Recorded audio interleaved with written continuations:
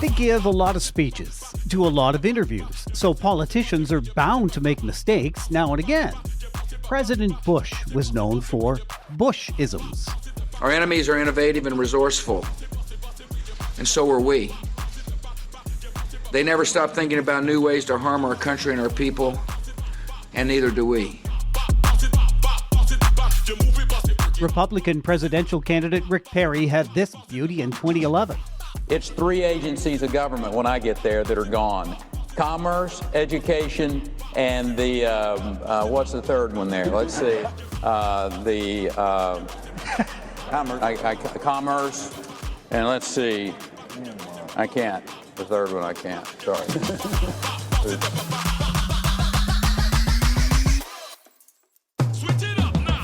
President Barack Obama accidentally kept speaking once when God Save the Queen was playing. To Her Majesty, the Queen. The vitality of the special relationship between our peoples.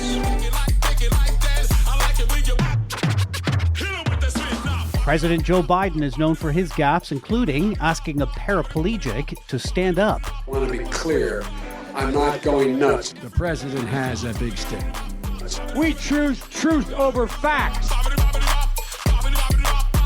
And President Donald Trump. How do we select just one?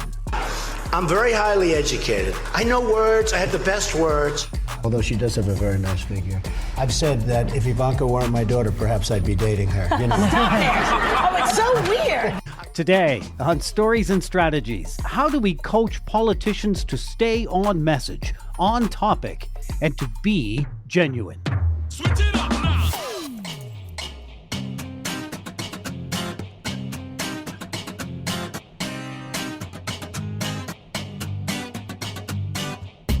My name is Doug Dowds. Quick thank you off the top to Ernesto Cuberos, who left a nice note for us on Spotify for the episode we did about the 4 traits of inspiring thought leaders. He says, really insightful yet inspiring information. Thank you for that, Ernesto. My guest this week is Kristen Copeland of KC & Company Communications, joining today from Washington, D.C. Hello, Kristen. Hello, Doug. How are you today? I'm good. How are things in D.C.? Things in DC are great. We're all gearing up for Thanksgiving, rather.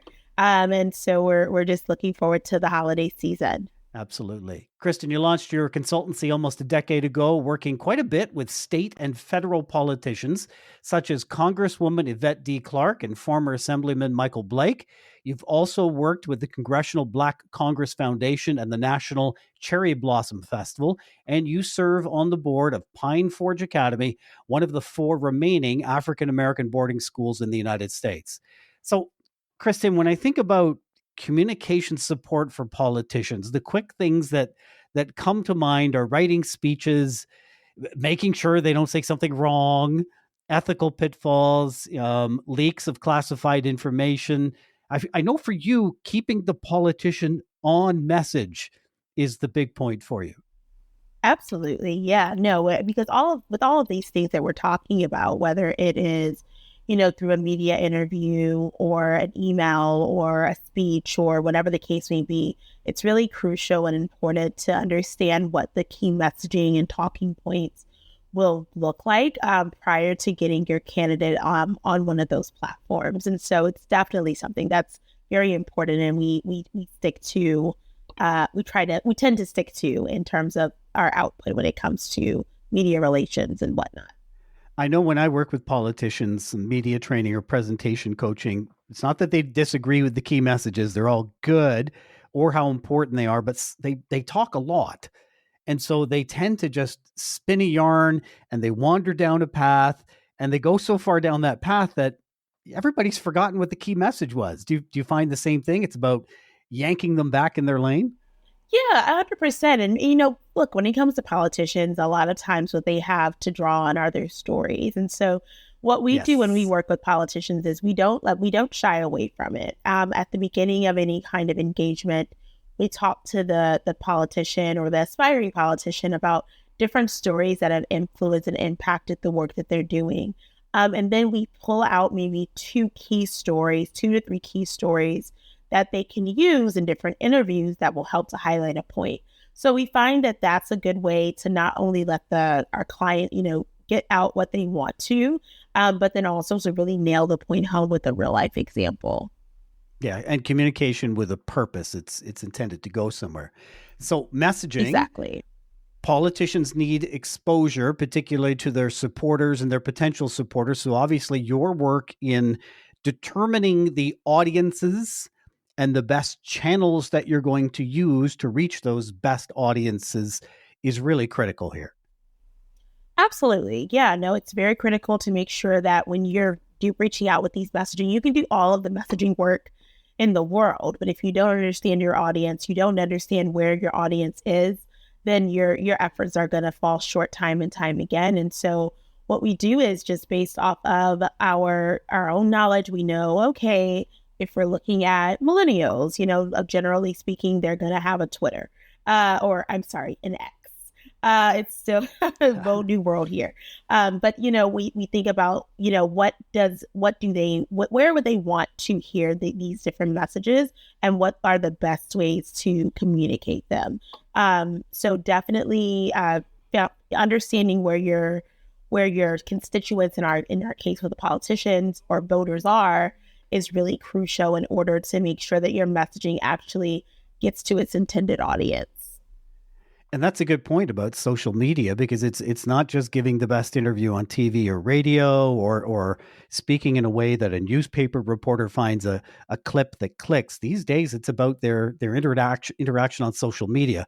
The most successful social media politicians that I can think of, top of my head, Donald Trump, Bernie Sanders, Barack Obama, Alexandria Ocasio-Cortez, in the UK, Boris Johnson; in India, Narendra Modi; in Indonesia, Joko Widodo; and Queen Rania of Jordan. All fantastic on social media, all have huge followings and use those channels. How do you coach politicians to use digital media, and then how do you control them once they're on it? Oh, yeah, that's right. And you can't control Donald Trump. Let's just say that. I don't think anyone can control Donald Trump. That's a fact. No, when it comes to digital media, while we manage PR mainly, but my background is actually really a little more diverse in that I worked with a number of nonprofits and advocacy groups and the like with their social media strategies. And so as I'm answering this question, this is where I'm drawing the answers from. It's number one, just to inform. I think at this point, people know that social media works. When it comes to getting your message out there, when it comes to engaging with people in real time, you can't think of a better or more cost-effective way to do so than social media. What I do find is that sometimes politicians are interested in getting into social media, but they're just too busy to manage it. So that's where we come in as consultants to manage that process or find someone who can. But we also have had different clients, politicians that have liked to use their own social media and would like to chime in during those kind of high stake, high visibility conversations that are happening. And it's just really important, again, to know, hey, whenever stories come up about, let's say, housing and how New York housing, NYCHA and housing system needs to be, overhauled. How do we talk about that? How do we engage with our stakeholders? How do we get more conversations on social media to inform what we're doing and what we're talking about? So it's just a matter of, I like to tell them, dip your toe in, have the conversations after you do a little legwork, and then, go from there. But I think if you already know what your message is, or at very least what elements will go into your messaging before you get into some of those hotbed issues on Twitter, you'll end up being in a much better place. Are some better at it when it comes to social media interaction than others? And are there some who willingly break the so-called rules and actually that's their strong point? Again, Donald Trump comes to mind. I literally was going to just mention Donald Trump. for better or worse, he has definitely been able to define and stay on his message over, since he was initially elected years ago. And I think we've seen how that's played out in his favor. His supporters understand exactly what he's standing for, where he's going, which judge he's fighting that day. And they're able to, support him in the various ways that he needs to get supported. In this case, dollars for his campaign donation coffers. So I definitely think that, again, for better or worse, he does it well. But if we're looking at someone who is more so fighting on the right side of history, as I would think and like to say, AOC, Congresswoman Ocasio-Cortez, is absolutely great. What I really like about the work that she does is that she does a lot of she uses the real-time platform in real time, if you will. Mm-hmm. And so when it comes to Facebook Lives or Instagram Lives or doing different things on TikTok, she's really plugged into not only where her audience is and what messages she needs to stick to, but also what platforms and vehicles she can use to best uplift that message as well. And so you'll see that sometimes it's not just her. She'll bring on another congressperson, or she'll bring someone on from a nonprofit group.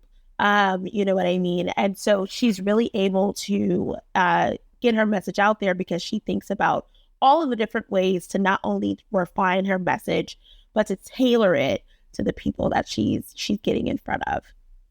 I know the live streams, the algorithms in the social media channels just love the live stream. You're almost guaranteed to pop up. Is live stream always a good idea? Or are there some politicians you work with that maybe live stream isn't the best way to go?